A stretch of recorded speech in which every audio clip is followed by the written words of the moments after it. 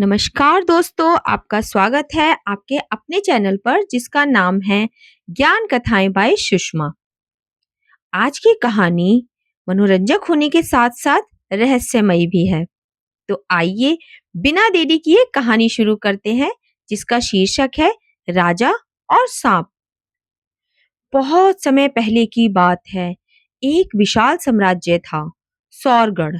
वहां के राजा राजा विक्रमसेन अपनी न्यायप्रियता, उदारता और वीरता के लिए दूर दूर तक प्रसिद्ध थे। उनके राज्य में नदियां कल कल बहती थीं, खेतों में हरियाली लहराती थी और प्रजा हंसी खुशी जीवन व्यतीत करती थी। लेकिन हर सुंदर कहानी की तरह यहाँ भी एक रहस्य छुपा था। राजमहल के पास एक विशाल और घना वन था।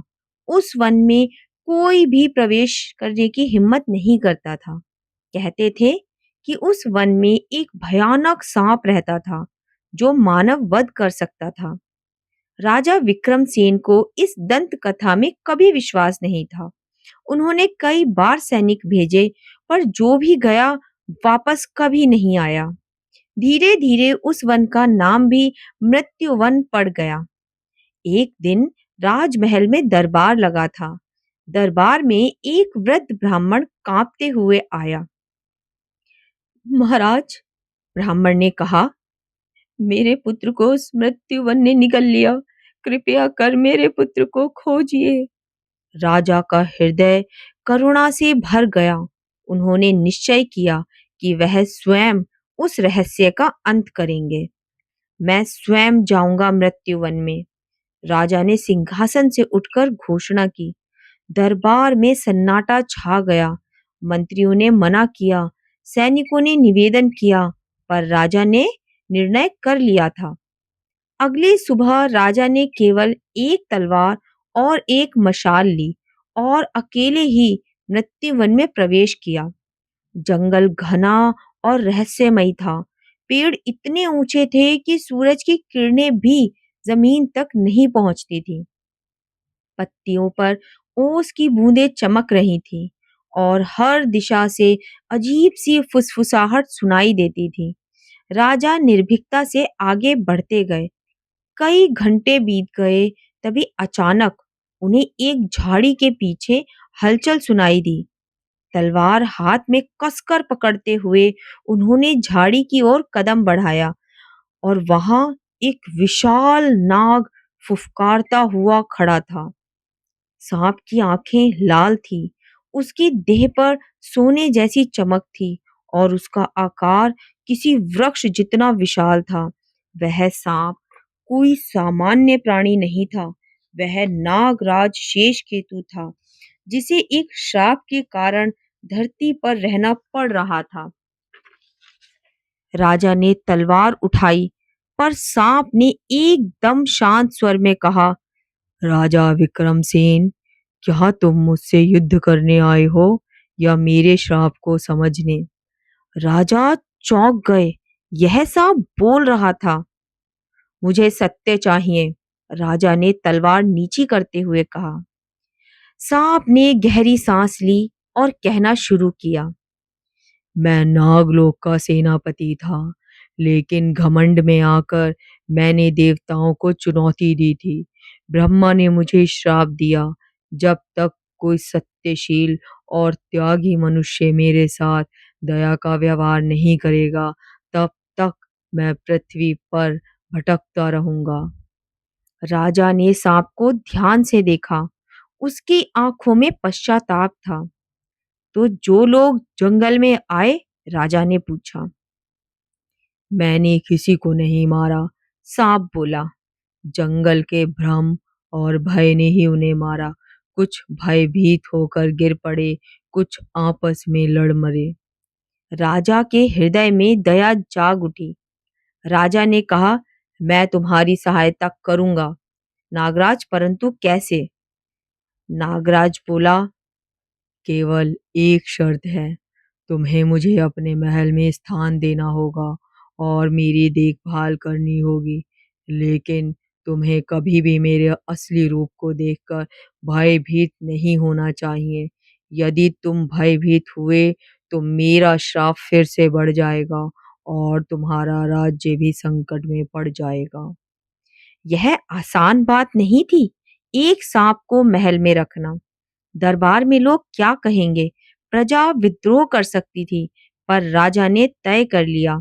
उसने सांप को आमंत्रित किया। राजमहल के एक बड़े कक्ष को विशेष रूप से नागराज के लिए तैयार किया गया। उसे दूध, शहद और सुंदर वस्त्र भी भेंट किए गए। नागराज ने अपना विशाल रूप छोड़कर एक साधारण किंतु तेजस्वी सर्प का रूप धारण कर लिया। राजा विक्रमसेन ने नागराज को एक मित्र के समान सम्मान दिया। धीरे धीरे प्रजा में भी संदेश फैलने लगा कि मृत्यु वन का रहस्य सुलझ गया है और राज्य में समृद्धि और अधिक बढ़ने लगी। परंतु हर सुख की परीक्षा होती है। राज्य के कुछ मंत्री राजा के इस निर्णय से असंतुष्ट थे। उन्हें लगा कि सांप को महल में रखना अशुभ है। एक दिन एक षड्यंत्र रचा गया। मंत्री भद्रसेन ने योजना बनाई कि रात को नागराज के ऊपर गर्म तेल डालकर उसे मार दिया जाए। लेकिन जब मंत्री महल में पहुंचे, नागराज ने अपनी शक्तिशाली दृष्टि से सब जान लिया। नागराज ने क्रोध में आकर अपने वास्तविक भयानक रूप में प्रकट होना चाहा, लेकिन उसने राजा से किए वचन को याद किया और अपने को संयमित किया।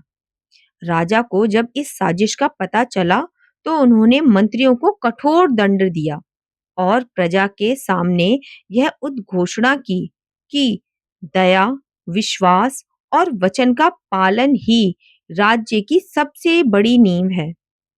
कई महीने बीते, नागराज महल में ही रहा और धीरे धीरे उसकी चमक फीकी पड़ने लगी। एक दिन पूर्णिमा की रात नागराज विक्रमसेन के सामने आया और कहा, महाराज, आपने न केवल मुझ पर विश्वास किया, बल्कि मेरी आत्मा को भी शांत किया। मेरा श्राप अब समाप्त हो गया है। उसने राजा को आशीर्वाद दिया, तेरा राज्य सदैव सुखी रहेगा।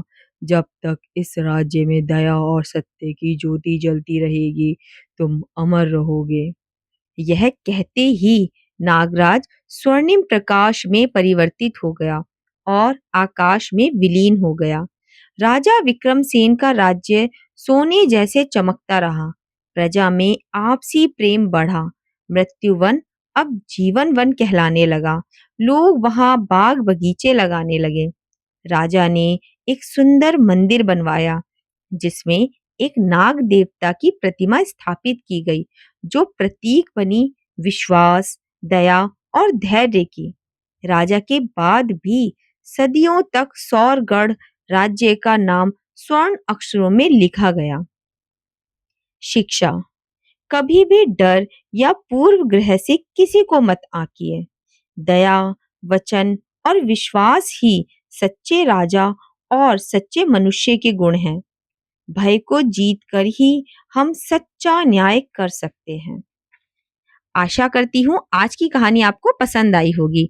अगर आज की कहानी आपको पसंद आई हो तो हमारी कहानी को लाइक करें, चैनल को सब्सक्राइब करें और इसे ज़्यादा से ज़्यादा लोगों के साथ शेयर करें।